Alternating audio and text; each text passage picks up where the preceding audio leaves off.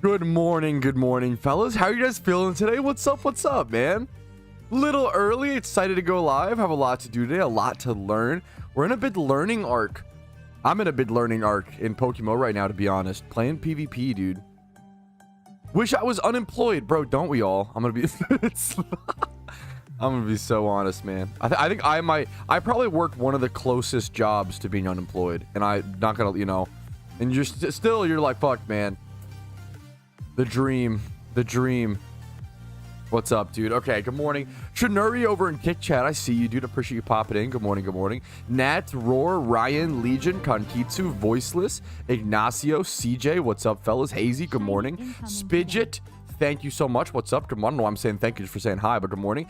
Ken Chicken, thank you for the 5 months of total prime, bro. Thank you, man. I hope the content is still worth it to you. 5 months is a long time. Little people do. That's crazy, man. What's up, Elvin? Good morning. What's up, fellas? Enjoying your hump day. I'm chilling. I feel pretty relaxed this morning, which is nice. Good morning, Joker.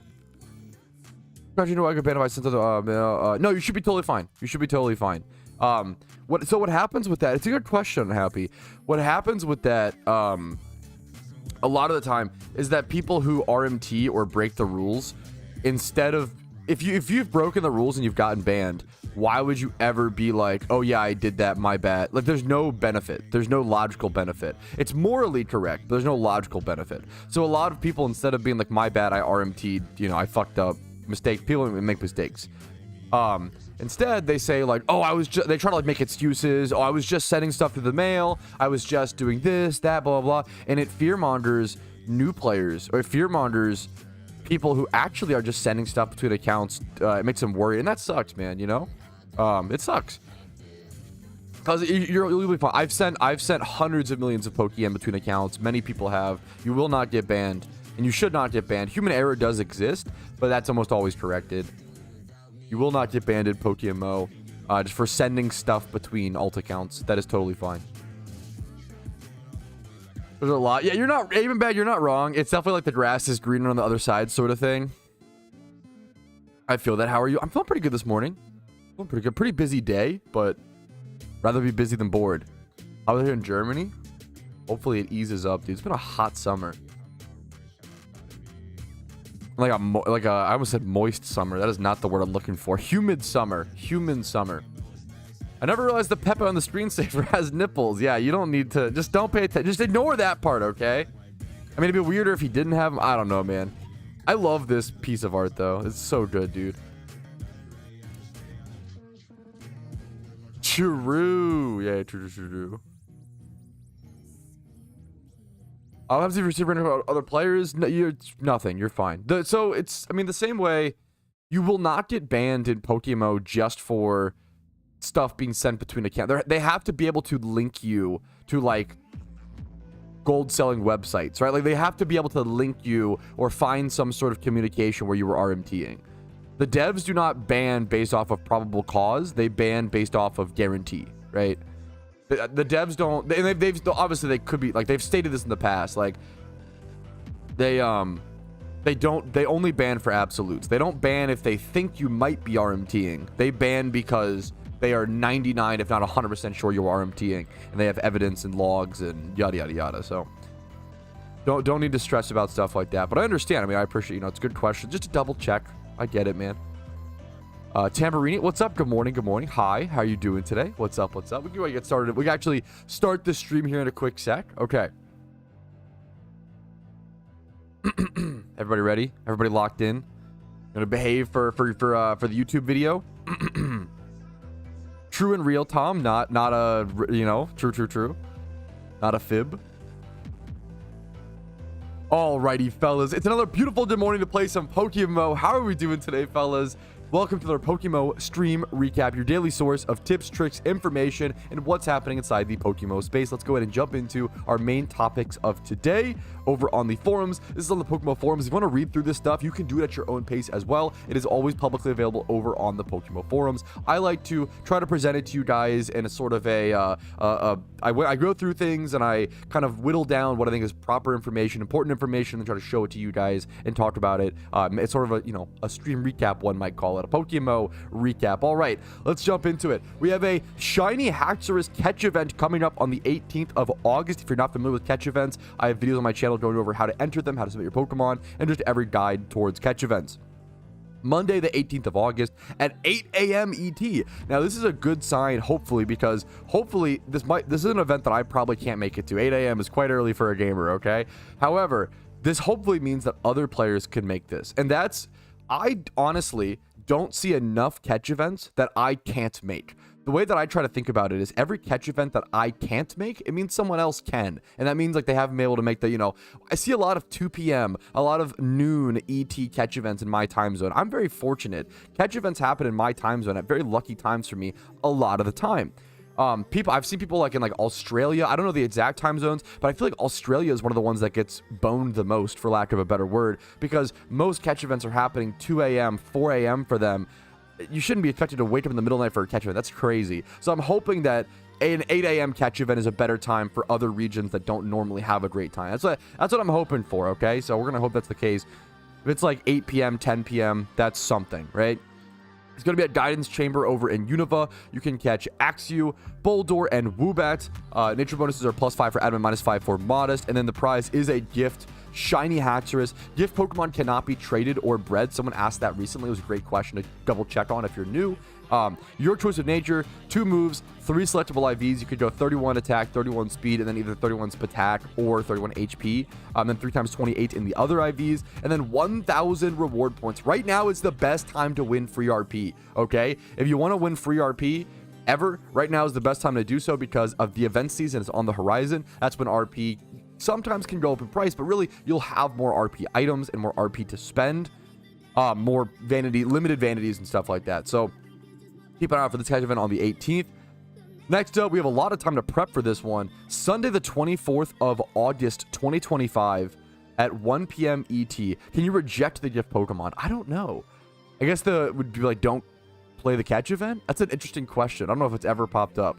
Anyways, 24th of August, 1 p.m. ET, Route 119 in Hoenn, we have ourselves a Tropius catch event. This is a really good catch event, really good shiny prize. Tropius is a really difficult shiny hunt, fellas. This is a really good one to knock out. Tropius +6, Kecleon +4, Phoebus is neutral, Bold +5 for nature bonus, Modest +3, and then we also have, obviously, the shiny Tropius prize. Typical IVs, typical nature stuff, plus 1,000 RP, and then second, third, and fourth place also get some RP. Okay. Now, we have some suggestion box stuff, some trade corner stuff, other parts of the PokeMMO forums that aren't just official upcoming catch events, but they're probably about 3 or 4 catch events every week, okay?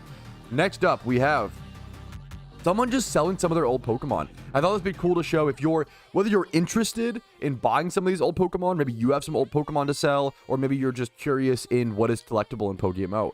People ask me all the time, why are 2012 Pokemon valuable, Patrouski? And I compare it to base set Pokemon cards. 2012 Pokemon needed to have survived in good conditions, similar to trading cards, right? They had to have not been bred out of the game. If you breed a Pokemon, it consumes it and deletes it, right? They had to have not been bred out of the game. They need to not be on a banned account, and they need to be on a player who honestly played at the time.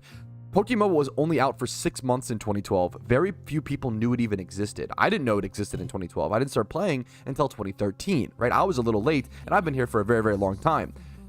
To find out about the game in 2012, to catch the Pokemon, to never breed it later on in later generations, never consume it, and then also to not be on a dead account. Most people who played in 2012 never came back to the game. To come back to the game when you played in 2012 and actually be willing to sell it. There's so many things that come. There's so many like what if that have to stars aligned to make 2012s hit the market.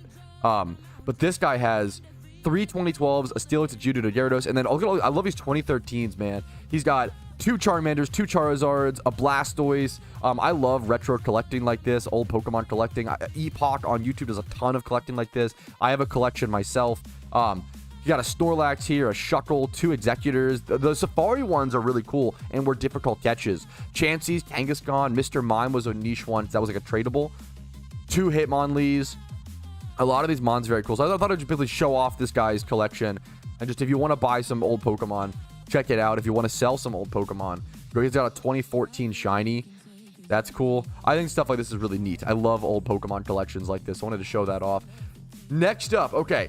This is an interesting forum post, and this person did actually go and talk to me about it, and I've already shared my thoughts with them, but I wanted to share my thoughts with you guys, and then also offer an alternative solution. I think it's important, if you're gonna like shoot down someone's idea, which feels really mean, you want to hopefully offer something else or be charitable and be, okay, you said this, but I personally don't think that could work. Feel free to, you know, disagree, but what if we did this instead, sort of situation. Okay, so he made a post saying, PvP hats are too hard to get for shiny hunters, right? And if you know me, you might immediately know that's okay. Like, I don't think shiny hunters need to be able to get PvP hats as a shiny hunter, right? That kind of defeats the whole purpose. There's supposed to be a reward for people who are good at PvP and play a lot of PvP. The person's post basically goes on to say, please make hats for PvP bio with BP. I've been trying to get the same hat for a while, and I get that.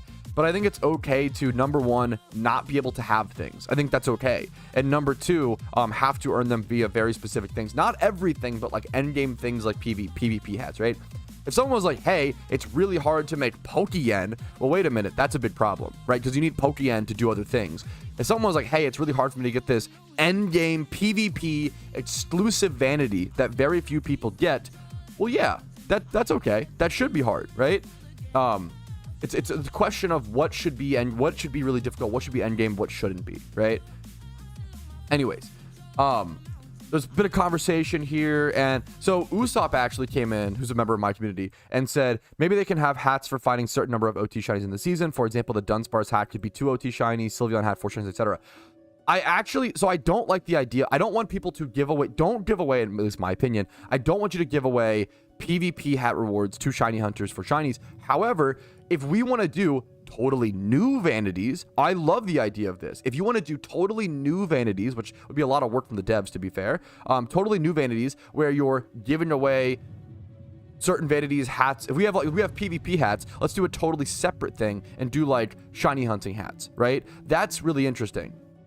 I'm down for that, but I wouldn't want PvP hats to be devalued, and I wouldn't want to give away PvP hats to shiny hunters. They're PvP hats for a reason, in my personal opinion. And they should stay that way as a non-PvPer, right?